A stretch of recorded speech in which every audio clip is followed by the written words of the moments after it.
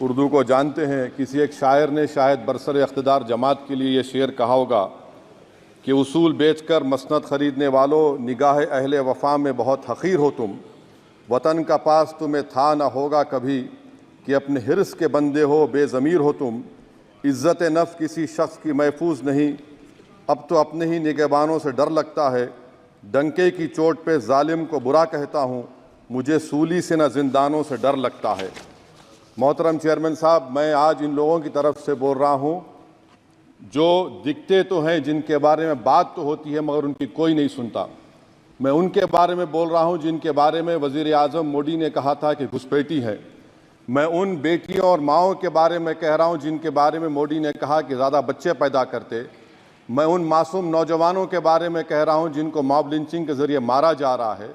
मैं उन बेज़ुबान माँ और बाप के बारे में बोल रहा हूँ जिनकी औलाद आज इस हुकूमत के गलत कानून के चक्कर में जेलों में सड़ रहे हैं। सर, मैं दस्तूर जब इस ऐवान में बन रहा था, संविधान बन रहा था, तो उस वक्त अलहदा वोटर लिस्ट और इंतखाबी रिजर्वेशन की बात आई तो उस वक्त के हमारे फाउंडिंग फादर्स ने, हमारे बुजुर्गों ने, दोनों समुदाय के हिंदू और मुसलमानों ने फैसला किया कि हम इस पर राज़ी नहीं होंगे। बल्कि उन्होंने क्या कहा था हमारे फाउंडिंग फादर्स ने, उन्होंने मुखालिफत की थी अलहदा वोटर लिस्ट की और इंतखाबी रिजर्वेशन की। उन्होंने कहा था, I quote sir, it is the duty of majority community to ensure that minorities are elected in the representative numbers. BJP मुसलमानों की नफरत पर जीतती है और मुसलमानों के नाम निहाद मसीहा मुसलमानों के 90% ज़्यादा वोट हासिल करते हैं, मगर फिर भी इस ऐवान के दरवाजे नहीं खुलते मुसलमानों के लिए और सिर्फ 4% मुसलमान जीत कर आते हैं।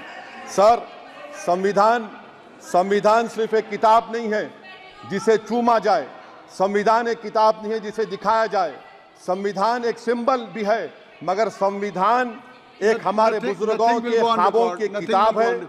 हमारे जमहूरियत को हमारे बुजुर्गों ने इस तरह समझा, हमारे फाउंडिंग फादर्स ने इस तरह जमहूरियत को समझा कि इसमें हर समुदाय और मजहब और समाज के मानने वाले लोगों की राय को शामिल किया जाएगा इस मुल्क को चलाने के लिए। मगर इस ऐवान में सिर्फ 4% मुसलमान जीत कर आते हैं।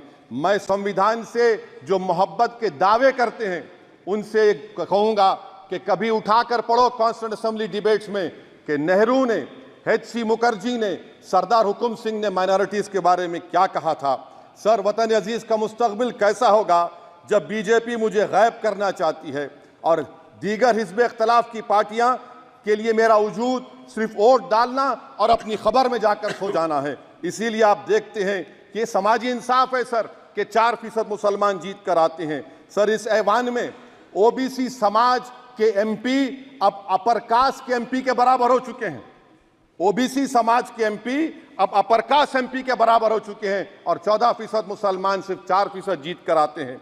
CSDS का डेटा ये बताता है कि इस मुल्क में जो वोट बैंक है, जो एक मुश्त वोट डालता है, वो अपर कास्ट का है। मुसलमान का कभी ना वोट बैंक था ना कभी रहेगा। सर, 4 जून के बाद 6 मुसलमानों की मॉब लिंचिंग हुई, 11 घरों को मध्य प्रदेश में मोदी के बुलडोजर ने निस्तो नाबूद कर दिया। हिमाचल प्रदेश में एक मुसलमान के दुकान को लूट लिया गया और हिज़्ब इख्तिलाफ की पार्टियों की तरफ से सन्नाटा है। शायद अब वक्त आ चुका है कि लफ्ज़ मुसलमान का नाम लेना भी अब उस पर पाबंदी आयद कर दी जाएगी। सर, मैं ये बात बताना चाह रहा हूँ कि नरेंद्र मोदी को जो मैंडेट मिला है। एक मिनट, आप लोग बैठ जाएं, कृपया आप लोग बैठ जाएं। श्री मनसुख मांडविया जी, आप लोग बैठ जाएं, कृपया माननीय सदस्य बैठ जाएं। श्री मनसुख मांडविया जी, मनसुख मांडविया जी, कृपया आप लोग बैठ जाएं। अपने प्रारंभिक आप लोग बैठ जाएं, माननीय आप लोग बैठ जाएं। माननीय सदस्य बैठ जाएं। माननीय सदस्य ने अपने प्रारंभिक भाषण में जो शब्द प्रयोग करा है उसको ऑथेंटिकेट करा जाए। और अभी उन्होंने उल्लेख करा कि मोदी के बुलडोजर ने वहाँ मॉब लिंचिंग करा है, उसको भी ऑथेंटिकेट करा जाए। निश्चित तौर से इसको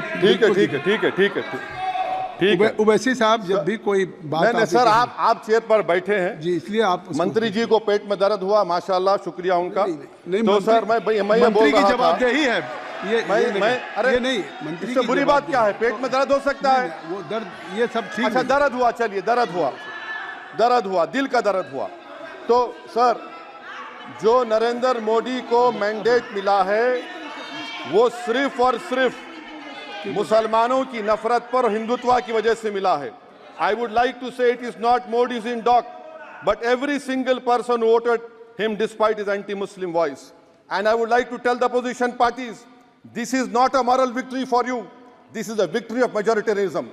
Everyone should contemplate and do introspection. Why is it that the OBCs and the upper caste are getting their due representation? Why are the Muslims not getting? Are we here only to vote for you and not to get elected? If that is the case, please tell us that we are only here to vote for you. Sir, आज भारत के आधे नौजवान बेरोजगार हैं और रोजगार की तालाश, बेरोजगारी का आलम यह है सर कि मोदी सरकार के 5 साल में 75 लाख एस्पिरेंट्स की जिंदगी बर्बाद हो गई, 6 पेपर लीक हुआ।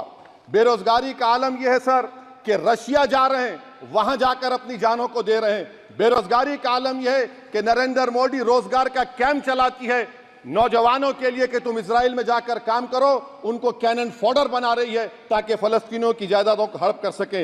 ये भी कंक्लूड कर। अरे सर, मेरा टाइम है। कहाँ टाइम है सर? आप ये टाइम ले लिए मेरा। सर, मैं 2 मिनट दीजिए। ये विश्वगुरु की पॉलिसी है। इजराइल को 27 टन हथियार जा रहा है। 9 मिलियन भारत के लोग गल्फ में काम करते हैं। क्या असर पड़ेगा?